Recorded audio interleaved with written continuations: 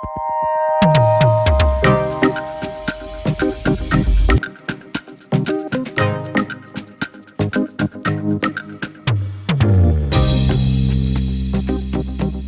నామానికి వందనాలు, స్తుతులు కలుగునుగాక.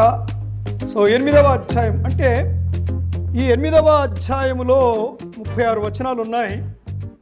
వీటిని మనము 4 భాగాలుగా చూద్దాం. మొత్తం ఒకటే టాపిక్, అందుకని పార్టుల కింద కాకుండా, అంటే ఇంతకు ముందులాగా కాకుండా 8వ అధ్యాయము 9వ అధ్యాయము 2 అధ్యాయాలు కూడా జ్ఞానాన్ని గురించి మాట్లాడుతూ ఉన్నాయి. సో ఈరోజు మనము 8వ అధ్యాయాన్ని చూస్తాం, 1 నుంచి 11 వచనాలు. ఇక్కడ ఈ భాగములో జ్ఞానము ఒక స్త్రీగా వ్యక్తీకరించబడింది. The wisdom is personified. The wisdom is personified. 9వ అధ్యాయంలో కూడా జ్ఞానము వ్యక్తీకరించబడింది. అంటే ఈ వ్యక్తీకరణలు అనేవి హెబ్రీ సాహిత్యంలో ఒక భాగం.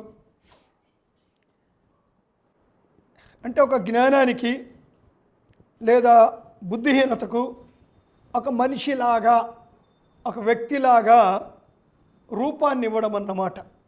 సో ఈ పర్సానిఫికేషన్ అనేది జనరల్గా హెబ్రీ సాహిత్యంలో ఇది ఒక భాగము. మనము వీటిని చాలా మట్టుకు కీర్తన గ్రంథంలో మనము వాటిని చూస్తాం.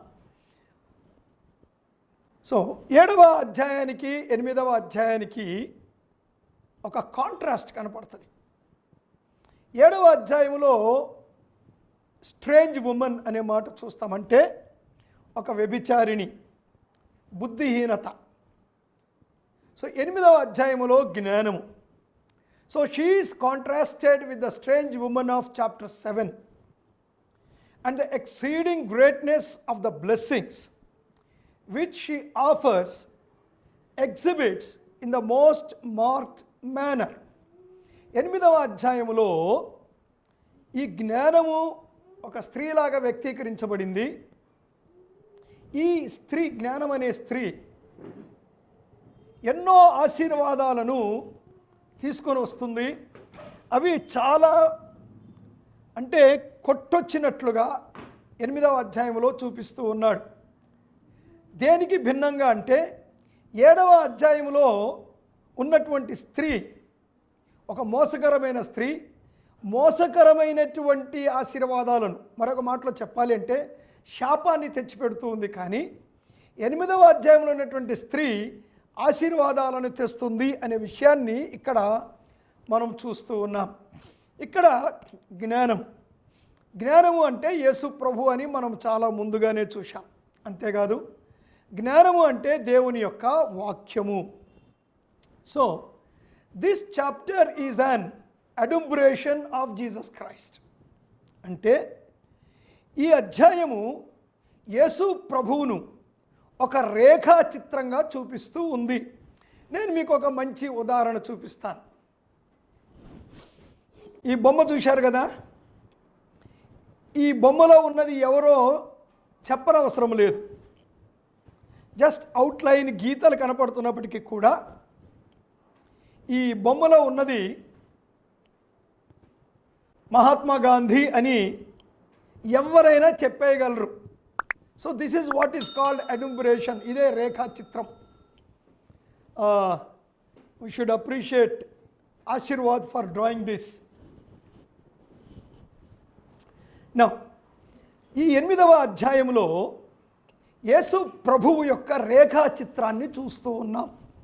నిజానికి ఇక్కడ జ్ఞానము ఒక స్త్రీగా వ్యక్తీకరించబడినప్పటికీ, ఎందుకు స్త్రీగా వ్యక్తీకరించారు అంటే 7వ అధ్యాయంలో ఉన్నటువంటి స్త్రీకి ఒక కాంట్రాస్ట్ ఉమెన్ని చూపించాలి అనే ఉద్దేశంతో. సో అది కారణం, అంతే తప్ప జ్ఞానము స్త్రీ అని కాదు. అయితే యేసు ప్రభు నిజానికి ఇక్కడ ప్రత్యక్షపరచబడుతూ ఉన్నాడు. యేసు ప్రభు యొక్క రేఖా చిత్రం ఇక్కడ కనపడుతూ ఉన్నది. దాన్ని మనం ఇప్పుడు పరిశీలించబోతూ ఉన్నాం.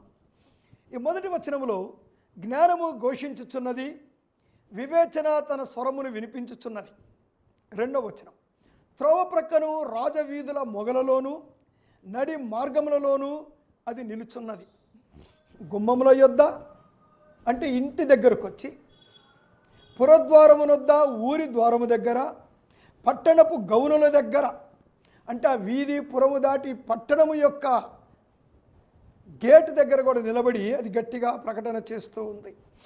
మానవులారా, మీకే నేను ప్రకటించుచున్నాను, నరులకు మీకే నా కంఠస్వరము వినిపించుచున్నాను. ఇక్కడ నరుడు అంటే ఆదాము యొక్క సంతానమా, మనుషులందరూ మానవులారా నేను మీకే ప్రకటిస్తున్నాను అని చెప్తూ ఉంది జ్ఞానం. యేసు ప్రభు కూడా అలాగే చేశాడు. యేసు ప్రభు ప్రకటించాడు. ఇక్కడ జ్ఞానము మాట్లాడుతూ ఉంది, అన్ని స్థలాలలో ప్రకటిస్తూ ఉంది. యేసు ప్రభు కూడా రహస్యంగా ప్రకటించలేదండి. యేసు ప్రభు ఏమంటున్నారంటే, యోహాను సువార్త 18వ అధ్యాయం 20వ వచనములో ఆయన ఇలా అంటున్నాడు, నేను బాహాటముగా లోకమెదుట మాట్లాడి తిని, యూదులందరూ కూడి వచ్చు సమాజ మందిరములలోనూ దేవాలయములోనూ ఎల్లప్పుడూ బోధించి తిని, రహస్యముగా నేనేమీ మాట్లాడలేదు. అంటే మెస్సయ రాబోతూ ఉన్నాడు. యేసు ప్రభు బాహాటంగా ఆయన బోధించబోతూ ఉన్నాడు. లోకమెదుట, యూదులెదుట, సమాజ మందిరములలో, దేవాలయములో, అందరి ఎదుట. లోకమెదుట అంటే రోమీయుల ఎదుట, అన్యజనుల ఎదుట, గ్రీకుల ఎదుట. సో యేసు ప్రభు దాక్కొని లేడు, ఆయన బోధిస్తూ ఉన్నాడు. సో దీని అర్థం ఏంటంటే, సువార్త అన్ని స్థలాలలో ప్రకటించబడాలి. జ్ఞానం అంటే దేవుని వాక్యము అని చెప్పుకున్నాం. దేవుని వాక్యము అంటే మొదట సువార్త, ఆ తర్వాత మిగిలిందంతా కూడా. సో అపోస్తలుల కార్యములు 1వ అధ్యాయం 8వ వచనములో మనం ఇక్కడ చాలా క్లియర్గా చూస్తూ ఉన్నది ఏమిటంటే, చూడండి, ఇక్కడ మనము చాలా తేటగా చూస్తున్నది ఏంటంటే, భూదిగంతముల అంతము వరకు, చూశారా, భూదిగంతముల వరకు మీరు నాకు సాక్షులయ్యుందురు. కాబట్టి దేవుడు మనతో చెప్పిన మాట ఏమిటంటే, యేసుప్రభు మనతో చెప్పిన మాట ఏమిటంటే, మీరు భూదిగంతములంతా నాకు సాక్షులై ఉంటారు. It is your business to preach the word of God. సువార్త తీసుకొని వెళ్ళాలి. అందుకే రోమ పత్రికలో 10వ అధ్యాయములో 10 నుంచి 15 వచనములో పౌలు ఏమంటాడంటే, 11వ వచనం చూశారండి, రక్షణ కలగాలి అంటే విశ్వసించాలి. ఆయనందు విశ్వసించేవాడు ఎన్నడూ సిగ్గుపడడు. యూదుడైనా గ్రీసు దేశస్థుడైనా ప్రభువు నామమున ప్రార్థన చేయి ప్రతివాడు రక్షించబడతాడు. అయితే ఇప్పుడు అడుగుతున్నాడు 14వ వచనములో, విశ్వసింపనిగ వానికి వారు ఎట్లు ప్రార్థన చేతురు, వినని వారిని ఎట్లు విశ్వసించుదురు, ప్రకటించువాడు లేకుండా వారు ఎట్లు విందురు. గమనించారండి, ప్రకటించుట an essential ingredient to start the faith, to assure the faith. ఒక వ్యక్తిలో విశ్వాసాన్ని కల్పించాలి అంటే ప్రకటించడము చాలా ప్రాముఖ్యత. సో ప్రకటించువారు పంపబడని ఎడల ఎట్టు ప్రకటించుదురు. కనుక ప్రకటించుట అన్నది, సువార్త ప్రకటించుట అన్నది విశ్వాసులమైన మన మీద ఉన్నది. కొన్నిసార్లు అనుకుంటాం, ప్రభువా మరి ఎందుకు ఈ బాధలు, శ్రమలు, కష్టాలు, నీ రాకడ వచ్చేస్తే అయిపోతుంది కదా. కానీ ఇక్కడ పేతురు అంటాడు, కొందరు ఆలస్యమని ఎంచుకొనినట్లు ప్రభువు తన వాగ్దానాన్ని గూర్చి ఆలస్యము చేయువాడు కాడు. ఆయన ఆలస్యము చేయువాడు కాడు. ఎవడు నశించకూడదని ఎదురు చూస్తూ ఉన్నాడు. ఆయన దీర్ఘశాంతం వహిస్తూ ఉన్నాడు. కారణం ఏమిటి? అనేక మంది రక్షించబడాలని ప్రభు కోరుతూ ఉన్నాడు. అలా కోరినప్పుడు వాళ్ళ రక్షణ కొరకు ప్రకటించవలసిన బాధ్యత మన మీద ఉన్నది. అందుకే అపోస్తలుల కార్యములు కూడా అంటాడు, ఆ అజ్ఞాన కాలములను దేవుడు చూచి చూడనట్టుగా ఉన్నాడు. ఇప్పుడైతే అందరూ నమ్మాలి అంటున్నాడు. ఎందుకంటే దేవుడు తీర్పు తీర్చబోతూ ఉన్నాడు. 4వ అధ్యాయం 4వ వచనం నుంచి 11వ వచనం వరకు చూస్తూ ఉన్నాం. 8వ అధ్యాయం సామెతల గ్రంథం. ఈ భాగములో జ్ఞానము అందరినీ ఆహ్వానిస్తూ ఉంది. ఈ భాగములో తాను ఎంత నమ్మదగినదో ఎంత విలువైనదో తెలియచేస్తూ ఉన్నది. జ్ఞానం అంటుంది, నన్ను నమ్మండి, నేను ఎంతో విలువైన దాన్ని. యేసుప్రభు వారు అదే మాట చెప్తున్నాడు, మీరు నన్ను నమ్మండి, నా యందు విశ్వాసం ఉంచండి, నేను అమూల్యమైన వాడును, ఎందుకంటే నేను దేవుని కుమారుణ్ణి, నేను మీకు రక్షణ ఇస్తాను. చూడండి 4-5 వచనాల్లో, మానవులారా మీకే నేను ప్రకటిస్తూ ఉన్నాను, నరులకు మీకే నా కంఠస్వరం వినిపిస్తూ ఉన్నాను. జ్ఞానము లేని వారలారా జ్ఞానం ఎట్టిదైనది తెలుసుకునుడి, బుద్ధిహీనులారా బుద్ధి ఎట్టయినది యోచించుడి. మానవులందరూ జ్ఞానము లేని వారే. ఎస్, ఎందుకంటే దేవుని యొక్క సర్వజ్ఞానము యేసు ప్రభువునందు నివసిస్తూ ఉంది. ఆయనే జ్ఞానము. యేసు ప్రభువును కలిగి ఉండకపోవడము జ్ఞానము లేకపోవడము. నేను మొదటి అధ్యాయాన్ని వివరిస్తున్నప్పుడు నేను చాలా విషయాలు మీకు మాట్లాడాను. సో జ్ఞానం అంటే ఏంటో తెలుసుకోండి, జ్ఞానాన్ని పరీక్షించి తెలుసుకోండి. Come on, test the life of Christ. యేసు ప్రభుని పరీక్షించండి, యేసు ప్రభు జీవితాన్ని పరీక్షించండి, యేసు ప్రభు ఎవరో తెలుసుకోండి. సో జ్ఞానాన్ని పరీక్షించాలి, జ్ఞానాన్ని తెలుసుకోవాలి. ఆ జ్ఞానం ఎలా దొరుకుతుంది? దేవుడు తన యొక్క ప్రత్యక్షత. జ్ఞానం అంటే దేవునిని గూర్చి తెలుసుకొనుట, ఆయనను ఎరుగుట. సో ఈ ప్రత్యక్షత 2 రకాలు, సాధారణ ప్రత్యక్షత, ప్రత్యేక ప్రత్యక్షత, general revolution and special revolution. రోమాపత్రిక 1వ అధ్యాయం 19 నుంచి 21 వచనాలు మనం గమనిస్తే, దేవుని గూర్చి అంతా తెలియబడింది అంటాడు 20వ వచనంలో. ఆయన అదృశ్య లక్షణాలు, ఆయన దేవత్వము, జగతుత్పత్తి మొదలుకొని, చూశారా? కనుక సృష్టిని ఆలోచిస్తే దేవుని గురించి అర్థమవుతుంది. అయితే ఈ జనరల్ రెవల్యూషన్ అనేది, ఈ సాధారణ ప్రత్యక్షత అనేది రక్షణ కొరకు కాదు, కానీ దేవుడు ఉన్నాడని తెలియచేయడానికి, దేవుణ్ణి మరెక్కువగా తెలుసుకోవాలనే కోరిక కలిగించడానికి ఉన్నది. కాబట్టే దేవుడు ఒక ప్రత్యేక ప్రత్యక్షత ఇచ్చాడు. ఆ ప్రత్యేక ప్రత్యక్షతే యేసు ప్రభువు. The special revolution of God is Jesus Christ himself. యోహాను సువార్త 1:18 యేసు ప్రభు ఇలా అంటున్నాడు, ఎవడును ఎప్పుడైనాను దేవునిని చూడలేదు, తండ్రి రొమ్ముననున్న అద్వితీయ కుమారుడే ఆయనను బయలుపరచెను. So seeing Christ is seeing God, knowing Christ is knowing God. ఇక్కడ ఒక చక్కటి మాట ఉందండి, అద్వితీయ కుమారుడు అనే మాట మనం చూస్తూ ఉన్నాం. సో కీర్తనలో 86:8 కూడా ఇలా అంటాడు, ప్రభువా నీవు మహాత్మ్యము గలవాడవు, ఆశ్చర్యకారములు చేయువాడవు, నీవే అద్వితీయ దేవుడవు. యేసు ప్రభు అద్వితీయ కుమారుడు, ఆయన అద్వితీయుడు, దేవుడు అద్వితీయుడు. ఇక్కడ ప్రభువా అనే మాట హెబ్రీ భాషలో యెహోవా, యెహోవా అద్వితీయుడు, యేసు ప్రభు అద్వితీయుడు. అద్వితీయుడు అంటే రెండవ వాడు కానివాడు అని అర్థం. దేవుని వాక్యం. ఇప్పుడు యేసు ప్రభు వారు మన ముందు కనబడ్డము లేదు, ఆయన ఆరోహణమే వెళ్ళిపోయాడు. కనుక దేవుడిచ్చిన మరొక ప్రత్యక్షత, మరొక ప్రత్యేక ప్రత్యక్షత దేవుని యొక్క వాక్యము. అందుకే అంటాడు, ఈ దినముల అంతమందు కుమారుని ద్వారా మనతో మాట్లాడెను. So the word of God నమ్మాలి, బోధించాలి.